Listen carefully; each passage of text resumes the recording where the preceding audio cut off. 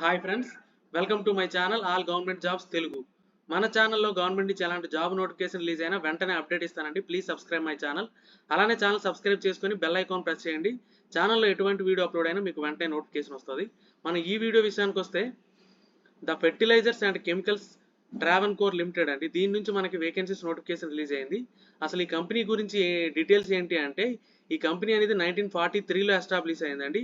First large scale fertilizer plant in India at Udyoga Mandal కోచి కేరళలో largest fertiliser plant అండి ఇది. అంటే ఫస్ట్ ఇది ప్రైవేట్ సెక్టార్ ఆర్గనైజేషన్ అండి. తర్వాత 1962 మధ్యలో గవర్నమెంట్ హ్యాండ్ ఓవర్ చేసుకుంది. ఇది ప్రజెంట్ ఇది Ministry of Chemicals and Fertilizers Government of India అండర్లో వర్క్ అవుతుందండి. దీని నుంచి మనకి రెగ్యులర్ బేసిస్లో వేకెన్సీస్ నోటిఫికేషన్ అనేది రిలీజ్ అయిందండి. మనం ఈ వీడియోలో ఏ పొజిషన్కి వేకెన్సీస్ రిలీజ్ అయ్యాయి, దాని పే స్ట్రక్చర్ ఏంటి, ఎడ్యుకేషన్ క్వాలిఫికేషన్స్ ఏంటి, ఏజ్ క్రైటీరియా ఏంటి, ఈ డీటెయిల్స్ అన్ని క్లియర్గా ఎక్స్ప్లెయిన్ చేసాం. సో వీడియో స్కిప్ చేయకుండా లాస్ట్ వరకు చూడండి. ఫర్దర్గా చూసుకుంటే మనకి టెక్నీషియన్ ప్రాసెస్ పొజిషన్కి వేకెన్సీస్ రిలీజ్ అయ్యాయి. టోటల్గా 56 వేకెన్సీస్ ఉన్నాయండి. దీని క్వాలిఫికేషన్ డీటెయిల్స్ అవి చూద్దాం. ఇక్కడ మనకి వేకెన్సీస్ అనేవి కేటగిరీ వైజ్ వేకెన్సీ ఇక్కడ డివైడ్ చేసి ఇచ్చాడు క్లియర్గా, అది కూడా చూడొచ్చు. అండ్ ఫర్దర్గా క్వాలిఫికేషన్ డీటెయిల్స్ చూసుకుంటే టెక్నీషియన్ ప్రాసెస్ దీనికి బీఎస్సీ డిగ్రీ ఉండాలండి, కెమిస్ట్రీ కానీ ఇండస్ట్రియల్ కెమిస్ట్రీ కానీ, లేదు అనుకుంటే diploma in engineering, chemical engineering, లేదంటే కెమికల్ టెక్నాలజీ ఇంక్లూడింగ్ పెట్రోకెమికల్, ఈ బ్రాంచెస్లో ఏదో బ్రాంచ్లో డిప్లొమా కానీ బీఎస్సీ కానీ ఉండాలి. ప్లస్ దాంతోపాటు 2 years ఎక్స్పీరియన్స్ కూడా అడిగాడండి. దేంట్లో అంటే ఆపరేషన్ కానీ, అనలిటికల్ ఫీల్డ్లో కానీ, క్వాలిటీ కంట్రోల్లో కానీ, కెమికల్ కంట్రోల్లో కానీ, ప్రాసెస్ కంట్రోల్లో కానీ, R&D అంటే రీసెర్చ్ అండ్ డెవలప్మెంట్లో కానీ, ఎక్కడ అంటే large fertilizer, chemical and petrochemical plants, ఈ 3 ప్లాంట్స్లో ఏ ప్లాంట్లో అయినా మీకు ఈ ఎక్స్పీరియన్స్ ఉంటే మీరు అప్లై చేసుకోవచ్చు. ఇంకొక ఇంపార్టెంట్ పాయింట్ ఏంటంటే, in the absence of sufficient suitable candidates with the prescribed experience of 2 years, అంటే 2 years ఎక్స్పీరియన్స్ లేని వాళ్ళు ఉన్నారనుకోండి, అప్లై చేసిన వాళ్ళు 1 to 2 years కూడా కన్సిడర్ చేస్తారనమాట. అంటే 1 year నుంచి అబోవ్ ఎక్స్పీరియన్స్ ఉన్న వాళ్ళు ఎవరైనా అప్లై చేసుకోవచ్చు. ఇంకొక ఇంపార్టెంట్ పాయింట్ ఏంటంటే, అగైన్స్ రిజర్వ్డ్ పోస్ట్ అంటే SC ST క్యాండిడేట్స్ ఎవరైతే ఉన్నారో వాళ్ళు వితౌట్ ఎక్స్పీరియన్స్ కూడా అప్లై చేసుకోవచ్చు. ఇన్ కేస్ అంటే ఎక్స్పీరియన్స్ వాళ్ళు లేని పక్షంలో మీకు వితౌట్ ఎక్స్పీరియన్స్ వాళ్ళు కూడా రిక్రూట్మెంట్ అనేది జరుగుతుంది. అంటే వాళ్ళని కూడా సెలెక్ట్ చేసే అవకాశం ఉందన్నమాట. ఇంకొకటి ఇక్కడ మనకి టెక్నీషియన్ ప్రాసెస్కి శాలరీ స్ట్రక్చర్ చూసుకుంటే 23,350 నుంచి 1,15,000 వరకు ఉంటుందండి. అంటే మీకు ఆన్ యావరేజ్ 50,000 అబవ్ ఉంటుంది శాలరీ. ఇంకా ఏజ్ క్రైటీరియా చూసుకుంటే 35 years అండి maximum age, plus age relaxation కూడా ఇచ్చాడు, అది కూడా చూడొచ్చు మనం. ఇదిగోండి ఏజ్ రిలాక్సేషన్ అనేది టెక్నీషియన్ ప్రాసెస్కి maximum age unreserved and EWS క్యాండిడేట్స్కి 35, ఓబీసీ నాన్ క్రిమీ లేయర్కి 38, అలాగే ఎస్టీ క్యాండిడేట్స్ 40 years వరకు అప్లై చేసుకోవచ్చు. డేట్ ఆఫ్ బర్త్ కూడా ఇక్కడ క్లియర్గా ఇచ్చాడు, అది కూడా చూడొచ్చు. ఫర్దర్గా చూసుకుంటే మనకి ఈ అంటే మీకు ఈ డేట్ ఆఫ్ బర్త్ అనేది మెట్రికులేషన్ సర్టిఫికేట్లో ఏదైతే ఇస్తాడో దాన్ని కన్సిడర్ చేస్తాడు. అది మీరు చూసుకొని దాన్ని బట్టి ఏజ్ క్యాలిక్యులేట్ చేసుకోవాలి. ఇంకోటి సెలెక్ట్ అయిన క్యాండిడేట్స్కి 2 years ప్రొబేషన్ ఉంటుంది, అంటే కన్సాలిడేటెడ్ పే ఉంటుందండి. ఆ 2 years కూడా మీకు ఫస్ట్ ఇయర్ 27,000 పే చేస్తారు. ఎవరికి అంటే విత్ 2 years ఎక్స్పీరియన్స్ ఎవరైతే జాయిన్ అయ్యారో వాళ్ళకి 27,000 అండి. ఫర్ నెక్స్ట్ ఇయర్ అంటే first year 27,000, next year 3% annual increment ఉంటుంది.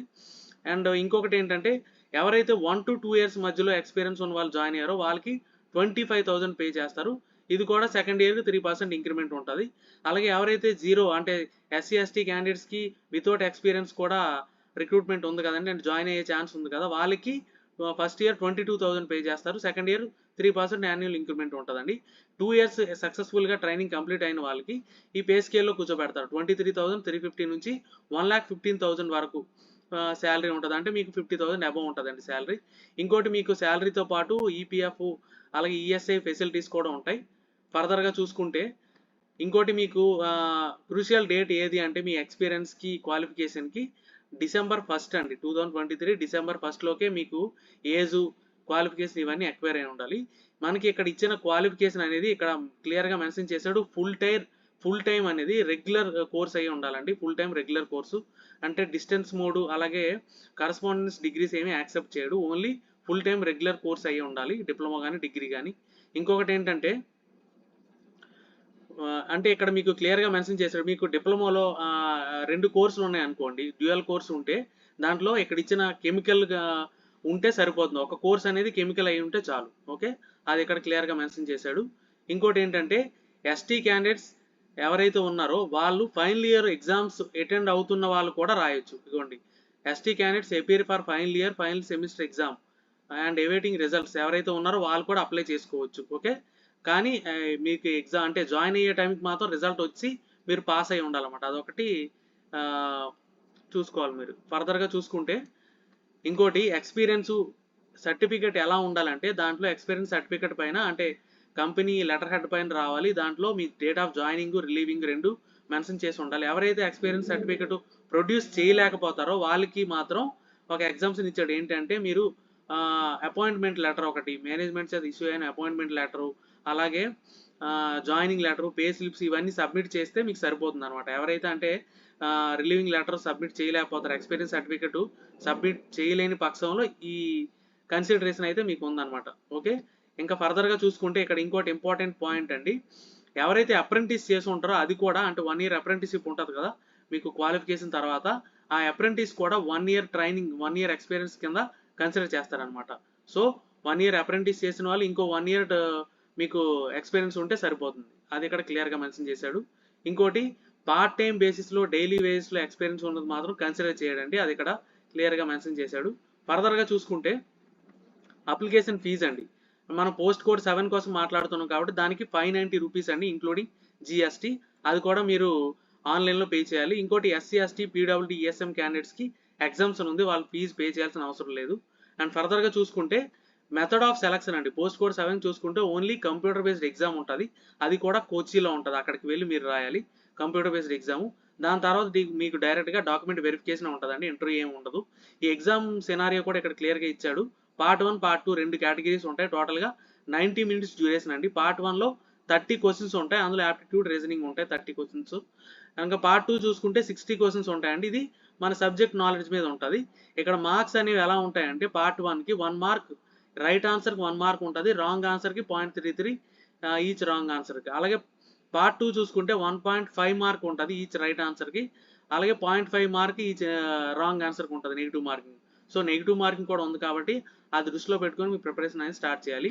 ఇంకోటి ఈ సిబిటి అనేది మల్టిపుల్ చాయిస్ క్వశ్చన్స్ ఉంటాయండి, ఇంగ్లీష్ అండ్ హిందీ రెండు లాంగ్వేజ్లోనూ ఉంటుంది.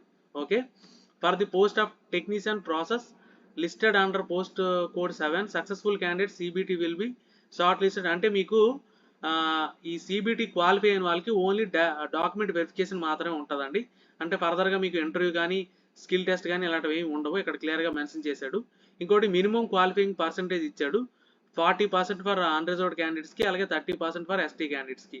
ఫర్దర్గా చూసుకుంటే హాల్ టికెట్ అనేది మీకు ఆన్లైన్లో మాత్రమే పెడతాడండి వెబ్సైట్లో, అక్కడి నుంచి మీరు డౌన్లోడ్ చేసుకోవాలి. మీరు ఎగ్జామ్కి వెళ్ళేటప్పుడు వ్యాలిడ్ ఐడి ప్రూఫ్ కూడా తీసుకువెళ్ళాలి.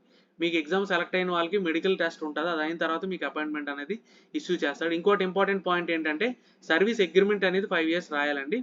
ఈ 5 years అగ్రిమెంట్ సర్వీస్ బాండ్ యొక్క వాల్యూ ఎంత అంటే అన్రిజర్వ్డ్ వాళ్ళకి 40,000, ఎస్సీ ఎస్టీ వాళ్ళకి 20,000.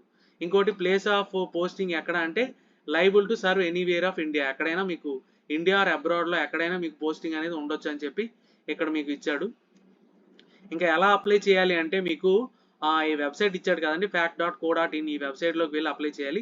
అది కూడా మీకు అప్లికేషన్ అనేది January 3rd, 2024 నుంచి January 23rd, 2024 వరకే అవైలబుల్గా ఉంటుంది. ఇంకా ఆన్లైన్ అప్లికేషన్ ఓపెనింగ్ కూడా స్టార్ట్ అవ్వలేదు. January 3rd, 2024 ఓపెనింగ్ అనేది స్టార్ట్ అవుతుంది, అప్పటి నుంచి మీరు అప్లై చేసుకోవాలి. లాస్ట్ డేట్ చూసుకుంటే January 23, 2024 అండి. ఫర్దర్గా చూసుకుంటే ఇంకోటి అప్లై చేసేటప్పుడు మీ నేమ్ అనేది 10th class సర్టిఫికేట్ మీద ఎలా ఉందో అలానే ఇవ్వాలండి. అప్లికేషన్ ఫీజు కూడా ఆన్లైన్లో పే చేయాలి. అండ్ ఫర్దర్గా చూసుకుంటే ఎవరైతే SC ST OBC non creamy layer PWD ఈ ఈడబ్ల్యూఎస్ క్యాండిడేట్స్ ఉన్నారో వాళ్ళు స్కానర్డ్ కాపీ ఆఫ్ సర్టిఫికేట్ అనేది సబ్మిట్ చేయాలి, అంటే ఆన్లైన్లో అప్లోడ్ చేయాలి. ఇంకా ఫర్దర్గా చూసుకుంటే ఎవరైతే మనకి అంటే అప్లికేషన్ సబ్మిట్ చేసేటప్పుడు ఫోటోగ్రాఫ్ ఒకటి సిగ్నేచర్ ఒకటి అప్లోడ్ చేయాలండి. మీరు ఈ ఫోటో ఏదైతే అప్లోడ్ చేస్తారో ఆ ఫోటో ఒక 6 copies మీ దగ్గర పెట్టుకోవాలి.